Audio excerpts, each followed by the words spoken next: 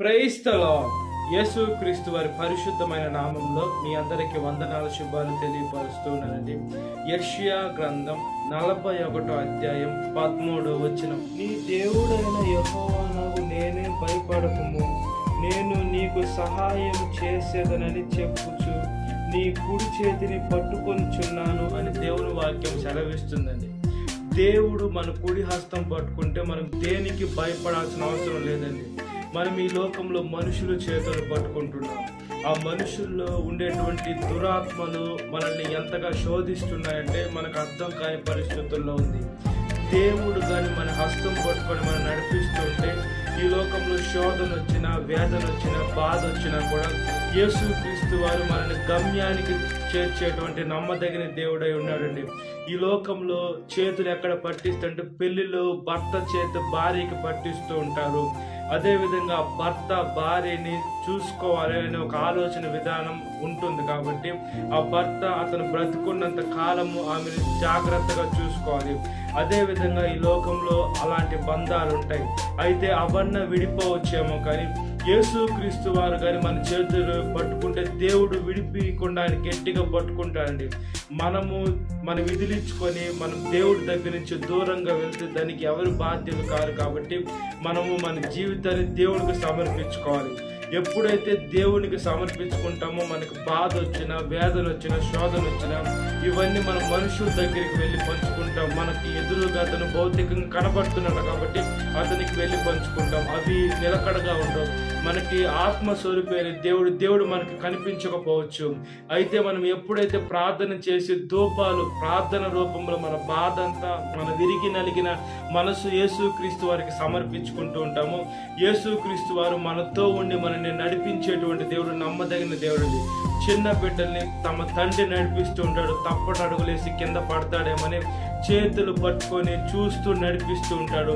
మన యేసుక్రీస్తు వారు కూడా మనం ఇంత పెద్దవారైనా కూడా ఈ లోకంలో ఆత్మీయ జీవితంలో మనం తప్పుడు అడుగులు వేస్తూ ఉన్నాం. అది ఎలాగనంటే ఈ లోకంలో సాతాను మనల్ని పక్కకి నెట్టివేయాలని, లేదా ఈ లోకంలో పలానా వాటిని చూపించి దేవుడికి దూరం చేస్తూ ఉంటుంది.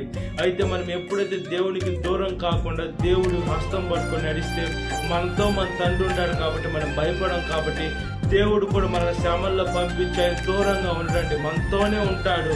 అయితే మనం ఎప్పుడైతే దానికి నిలకడగా ఉంటామో దేవుడు మనకి ఎప్పుడు సహాయం చేయాలో అప్పుడు సహాయం చేస్తాడు. మనిషికి కూడా శోధన వస్తూ ఉంటుంది. ఆ శోధన మనం ఎంత భరించగలుగుతామో అంతే అనుమతిస్తాడు, కానీ ఎక్కువ అనుమతించాడు. కాబట్టి ఆయన వాక్యానుసారంగా ఆయనతో మనం నడిచినట్లుగా ప్రార్థన. మహాపరిశుద్ధాత్మదేవ, మా ప్రియ పరలోక తండ్రి, ఈ లోకంలో ఎన్ని శోధనలు కలిగినా, ఎన్ని బాధలు కలిగినా, ఎన్ని మనసు కష్టం వచ్చినా కూడా యేసు మీరు మమ్మల్ని గట్టెక్కిచ్చేటువంటి దేవ మీకు స్తోత్రం చెల్లిస్తున్నామయ్యా. యేసు మీరు మాతో ఉంటే మేము ఈ లోకంలో దేనికి భయపడకుండా, దేనికి దిగులు పడకుండా, దేనికి శ్రమ పడకుండా యేసు మిమ్మల్ని మేము ముందు పెట్టుకొని నడిచే మంచి మనసును దయచేయండి. ఈ లోకంలో మనుషుల్ని ఆశ్రయిస్తూ ఉంటారు, మనుషుల దగ్గరికి వెళ్తారు, ప్రతి ఒక్క బాధ మనుషులకు చెప్పుకుంటారు. ఆ మనుషులు కొంతమంది వినేటువంటి వారు ఏం చేస్తారంటే నలుగురికి చెప్పి అవమానానికి యేసు లోన్ చేసేటువంటి మనుషులు ఉన్నారయ్యా. కాబట్టి ఏ మనుషుని నమ్మకుండా యేసు మా బాధ అంతా ఎప్పుడైతే ప్రార్థన చేసి మీకు వస్తుంది, మాకు ఉపయోగం ఉంటుంది, ఆ బాధను మీరు తీరుస్తారు. మనుషులకు చెప్తే ప్రయోజనం ఉండదు.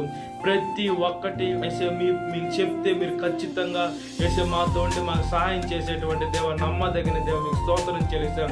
ప్రతి ఒక్క బిడ్డ మిమ్మల్ని స్తుతించే, ప్రతి ఒక్క బిడ్డ మిమ్మల్ని తెలుసుకునే మంచి మనసును దయచేయండి. మీరు రెండో రాకడ సమీపంలో ఉంది యేసు. అదేవిధంగా మా మరణం ఎప్పుడు చనిపోతారో ఎవరికి తెలియదు. అదేవిధంగా మీరు రాకడ ఎప్పుడు వస్తుంది ఎవరికి తెలియదు. కాబట్టి యేసు మనిషి కంఠంలో ప్రాణం ఉన్నంత అప్పుడే యేసు వాళ్ళ జీవితాన్ని మీకు సమర్పించుకొని నీటి బాప్తీసం తీసుకొని మీ మార్గంలో నడిచే మంచి మనసును దయచేయమని, సాతాను శోధన ప్రతి ఒక్క బిడ్డని విడుదల దయచేయండి. ఈ వాక్యం వీటిలో ప్రతి ఒక్క బిడ్డని పేరు వచ్చిన జ్ఞాపకం చేసుకోండి.